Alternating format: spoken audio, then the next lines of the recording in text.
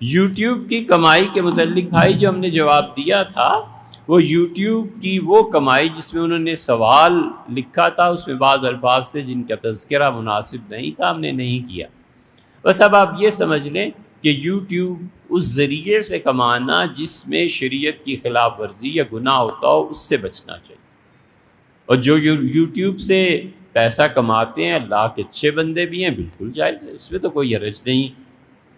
لیکن یہ دیکھ لینا چاہیے کہ یوٹیوب میں جس چیز سے پیسہ کمایا جا رہا ہے، اس چیز کی شہرت، اس چیز کا اشتہار، یہ جائز بھی ہے کہ نہیں؟ ظاہر ہے کہ شراب کا اشتہار ناجائز ہے، اسی طرح سود کے اشتہارات ناجائز ہیں۔ تو ان کیٹیگریز کو اگر فلٹر کر لیا جائے تو بس ٹھیک ہے، پھر کوئی حرج نہیں۔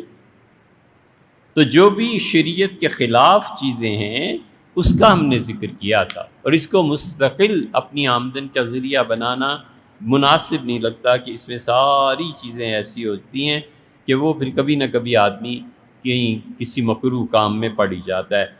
اور دوسری طرف ہم چیزوں کے اشیاء اور اشیاء کے خرید و فروخت کو جو جائز کہتے ہیں جی اس میں بھی تصویر ہوتی ہے، تو بھیا وہ چیز مطلوب ہوتی ہے، تصویر تابع ہوتی ہے۔ ماچس ایک شخص خریدتا ہے آگ جلانے کے واسطے، وہ اس واسطے تھوڑی ہی خریدتا ہے کہ کسی اداکارہ کی تصویر بہت اچھی بنی ہوئی۔